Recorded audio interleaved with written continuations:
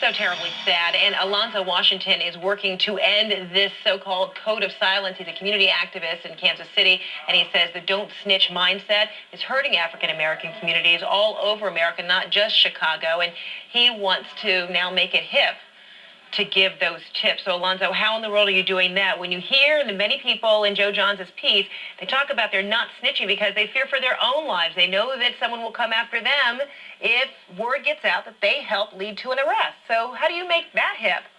Well, it's like this. A lot of that is fear and it's hype. You know, they put on the Stop Snitching shirts and they say somebody's going to shoot me. I've been an activist since I was 16. I painted over gang graffiti. When people saw me doing that, they said somebody's going to shoot you. But guess what? Yeah, painting over gang graffiti is very different than actually witnessing someone's death that may have resulted from a bunch of people who are out to clearly target anyone. Well, it's like this.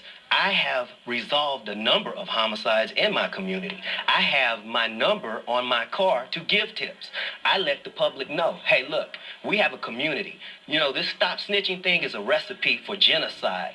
You're going to let a murderer walk around in your community? We have anonymous tips, and I still don't buy that they're afraid. African-American youth buy Nikes. You can get killed for Nikes. They buy rims for their cars. You can get shot for that. But they'll put their life on the line to look good, but to save their community, they won't do it. So a lot of that stuff is hype. Alonzo, you're an adult. You've got experience on your side. Now you need to transfer this knowledge, that kind of reason, to a young person, someone who's 10, someone who's 12, 14, who witnessed what took place in Chicago, and tell them, convince them that this is the right thing to do. How do you do that? Okay, well, I'll tell you, and I haven't always been an adult. I've been working on this issue since I was a teen. We have to change our minds. We have to begin to stand up for things. I go into schools, I work with kids, I advertise and speak to kids in the way that the media does. You know, stop snitching. I put up a shirt that says, stop the silence and violence. I will talk about reason. A lot of these kids say snitching's not good. But if somebody shot their mother, they would want somebody to give that tip. Let's talk logically. Why are we listening to rappers who you have to pay to see? And, you know, if somebody gets shot in your community, they won't care one iota. You know, I also speak out against police brutality. I have enough street credibility to get tips.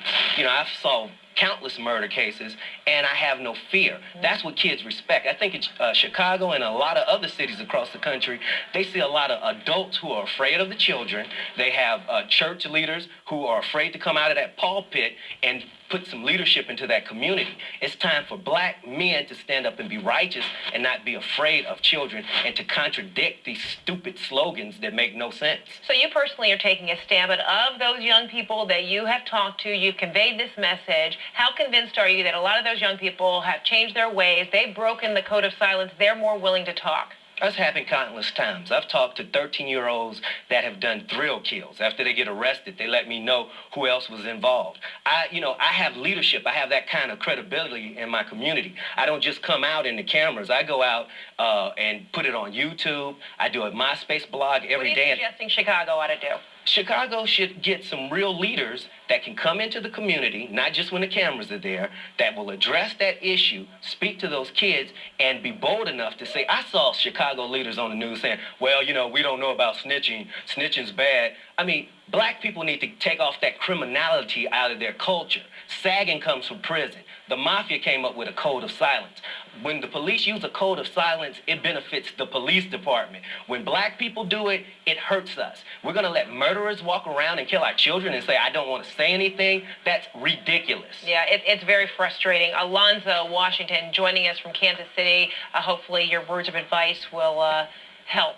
And also, in Chicago they can call and me, other cities as well. They can call me direct. You can call me from Chicago, give me a tip. I'll turn in the people who beat Darien. I have no fear like that. Alonzo Washington, thanks so much for your time. I appreciate it. Thank you. And